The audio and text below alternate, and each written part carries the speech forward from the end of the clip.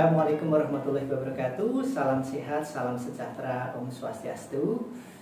Pada kesempatan hari yang suci ini, saya juga mengucapkan minal aidin wal faizin, mohon maaf lahir dan batin, khususnya kepada pasien-pasien PMJA, kepada para subscriber Rumah Sehat PMJA, dan umumnya kepada khalayak yang memang selama ini sering nonton video-video atau menjadi simpatisan dari Rumah Sehat PMJA. Sesuai janji saya juga akan mengupas tentang kandungan beras merah atau nasi merah dan juga nasi hitam. Kalau kemarin kan sudah saya ulas tentang manfaat dan bahayanya nasi putih. Nanti videonya bisa dilihat di video saya sebelumnya. Nah, sekarang giliran saya mengupas masalah kandungan atau manfaat daripada nasi merah dan nasi hitam. Saya mulai dari yang nasi merah dulu. Saya yakin pemirsa sudah paham bahwasanya nasi merah mempunyai kadar glukosa yang lebih rendah, mempunyai kadar karbohidrat yang lebih rendah dibandingkan nasi putih. Oleh karena itu, pasti Anda sudah tahu bahwasanya nasi merah lebih cocok untuk digunakan bagi penderita diabetes sebagai makanan pokoknya. Tapi tidak ada salahnya, kali ini akan saya ulas lagi lebih detail. Jadi ini adalah nasi merah yang sudah saya ukur, beratnya adalah 100 gram. Kalau 100 gram itu kalau dituang seberapa sih sebenarnya? Nah, ini adalah 100 gram. 100 gram ini kurang lebih 5 sendok. 5 sendok nasi ya. Kita ulang. Ya, segini ya. 1. Oke. Sendok full lah gitu ya. 1 atau 6 lah gitu. Bisa 6.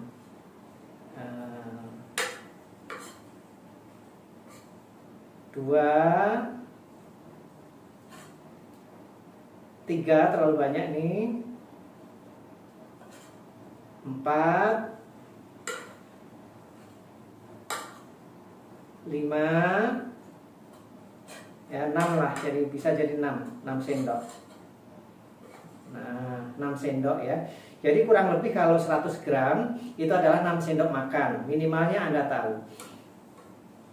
Nah, kalau nasi merah ini indeks glikemiknya berapa? Indeks glikemik nasi merah adalah antara 50 sampai 53. Kemudian karbohidratnya 23 dan kalorinya adalah 111. Lemaknya 0,9. Apa itu indeks glikemik? Kemarin sudah saya jelaskan. Indeks glikemik adalah seberapa cepat suatu makanan jika dimakan berubah menjadi gula. Indeks glikemik rendah antara 0 sampai 55. Indeks glikemik sedang antara 56 sampai 70. Indeks glikemik tinggi 71 ke atas. Semakin rendah indeks glikemiknya, semakin bagus untuk penderita diabetes memakan makanan atau meminum suatu minuman. Oleh karena itu bagi Anda penderita diabetes wajib tahu apa itu indeks glikemik, berapa nilai sedangnya, berapa nilai rendahnya, dan berapa nilai tingginya.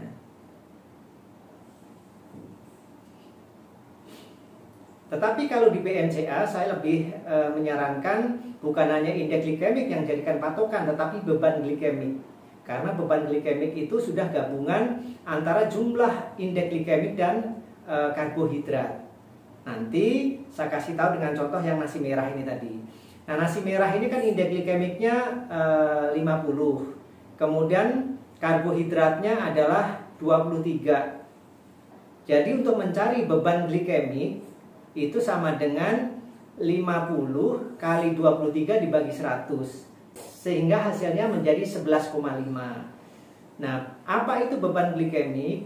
Beban glikemik adalah seberapa banyak gula darah Anda akan meningkat setelah makan atau meminum suatu minuman tertentu.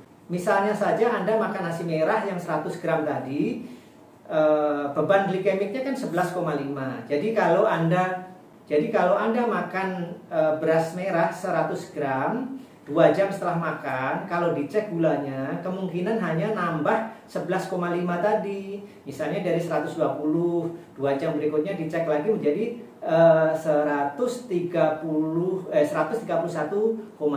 Jadi ini termasuk bagus. Tapi kan Anda nggak mungkin hanya makan nasi merah saja, ada lauknya, ada sayurnya, ada minumannya.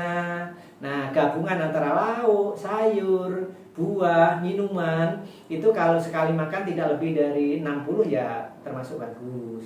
Usahakan supaya gabungan dari sekali makan itu tidak lebih dari 60. Beban glikemik dikatakan rendah kalau nilainya antara 0 sampai 9. Kemudian dikatakan sedang kalau antara 10 sampai 19. Dikatakan tinggi kalau lebih dari 20. Nah, nasi putih itu 20,7. Nasi merah tadi 11,5. Nah, nanti bagaimana dengan nasi hitam? Nasi hitam tuh lebih rendah dari nasi merah beban glikemiknya, atau justru lebih tinggi. Nah, sebagian orang mengatakan bahwa nasi hitam itu lebih rendah daripada nasi merah, lebih rendah daripada nasi putih. Lebih rendah dari nasi putih, betul. Karena nasi putih itu beban glikemiknya adalah 20,7. Jadi Anda makan nasi putih tok seberat 100 gram, gulanya akan nambah 20,7. Kalau makan nasi merah tok 100 gram, gulanya nambah 11,5. Nah, bagaimana kalau Anda makan nasi hitam tok 100 gram juga, gulanya nambah berapa? Nah, ini yang harus Anda tahu. Kebanyakan pasien rumah sehat BMCA memang dulu saya anjurkan untuk makan nasi hitam. Karena nasi hitam, kami saat itu berpikir untuk orang diabetes adalah lebih bagus. Tetapi kenyataannya tidak begitu. Karena indeks glikemik nasi hitam itu adalah 43 sampai 45. Ya, kita ambil yang paling rendah lah. Kemudian karbohidratnya adalah 34. Lemaknya adalah 1,5. Jadi hitungan beban glikemiknya adalah 43 kali 34 dibagi 100, yaitu menjadi 14,6. Jadi nasi hitam beban glikemiknya ternyata lebih tinggi daripada nasi merah. Jadi urutan yang paling bagus bagi penderita diabetes untuk diet khusus diabetes ya, bukan diet yang lain. Karena untuk diet yang lain nanti nasi hitam ada yang lebih bagus. Khusus untuk diet diabetes, jadi nasi yang paling bagus adalah nasi merah, nasi hitam, nah baru nasi putih. Jadi kalau bisa jangan pernah makan nasi putih kecuali sesuai dengan takaran. Tapi kalau untuk penderita penyakit lain lagi. Ada yang beras hitam lebih bagus, ada yang beras merah lebih bagus, ada juga yang beras putih lebih bagus, tergantung dari penyakit yang Anda derita. Jadi kali ini saya hanya ingin menjelaskan mana yang paling bagus, apakah beras putih, beras merahkah, atau beras hitamkah yang paling cocok untuk diet diabetes. Nah, tadi sudah jelas bahwasannya ternyata beras merah lebih bagus. Dan ini juga sesuai dengan fakta dari pasien-pasien saya. Pak Haji, saya makan nasi beras hitam kok gulanya malah lebih tinggi sedikit ya dibandingkan dengan beras merah. Masa sih, saya bilang gitu kan. Nah, setelah itu kan saya melakukan penelitian. Akhirnya benar, ternyata memang 90% orang yang makan nasi hitam gulanya sedikit lebih naik dibandingkan orang yang makan nasi merah. Itu pun masaknya saya sudah pakai rice cooker Vitacook ya. Untuk penderita diabetes memang saya sarankan untuk menggunakan rice cooker Vitacook dan bisa beli di BMCA. Karena apa? Tajinnya itu kan dibuang tersendiri dan nasinya menjadi nggak keras. Kelihatan banget bedanya dengan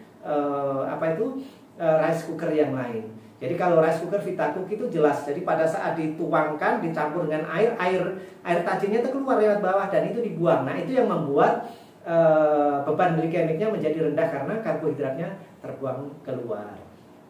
Saya rasa dari saya cukup sekian. Jangan lupa Anda untuk subscribe, like, dan share video ini. Insya Allah men-share atau membagikan video yang bermanfaat akan mendapatkan pahalanya. Bahkan pahala itu bukan hanya ketika kita ada di dunia, tapi juga ada di akhirat. Dan siapapun yang menjadi subscriber Wasiat BMCA akan mendapatkan kiriman doa dari Majelis Zikir PMCA. Akhirul kalam, assalamualaikum warahmatullahi wabarakatuh. Salam sehat, salam sejahtera. Om Swastiastu, minal aidin wal faizin. Mohon maaf lahir dan batin, dan tetap jaga protokol kesehatan.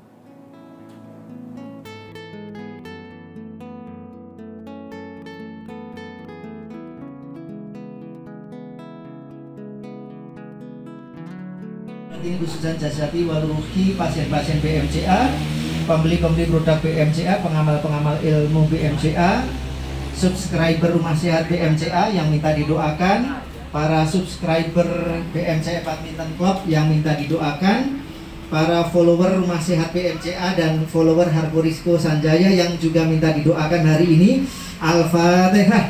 A'udzubillahi minasyaitonirrajim. Bismillahirrahmanirrahim. Alhamdulillahirabbil alamin arrahmanirrahim maliki yaumiddin iyyaka na'budu wa iyyaka nasta'in ihdinas siratal mustaqim siratal ladzina an'amta 'alaihim ghairil maghdubi 'alaihim waladdallin amin.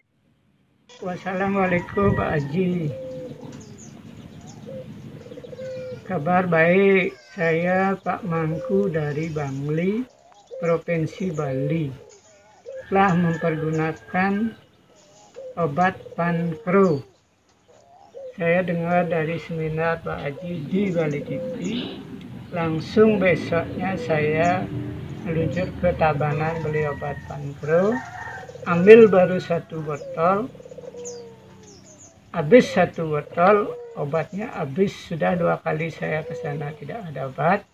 Langsung juga anak saya pernah ke Tabanan 2 kali tidak ada obatnya. Sekarang oleh karena saya mengalami stroke, langsung mengulang lagi beli obat 4 botol. Sampai sekarang minum Pankro. Kadar gula pertama 640. Sudah itu setelah minum 1 minggu, kadar gula saya menjadi 400. Minggu kedua menjadi 300. Minggu ketiga langsung puasa, kadar gula saya 89. Habis puasa makan, setelah 2 jam makan, kadar gula 129. Tiap minggu cek kadar gula saya 130 sampai 140. Akhirnya kemarin saya cek kadar gula saya 107. Kadar gula saya sudah normal, dan kesemutan yang dulu saya kesemutan, jalan pun tidak begitu lancar, tangan tidak boleh dikepalkan. Sekarang tangan sudah bisa dikepalkan, sudah mendingan. Dalam perasaan saya kena stroke-nya sudah 50% lah menurun. Terima kasih Pak Haji atas obat Pankro-nya, sudah saya pergunakan dengan baik. Ya, terima kasih, semoga terusan Pak sukses selalu. Terima kasih.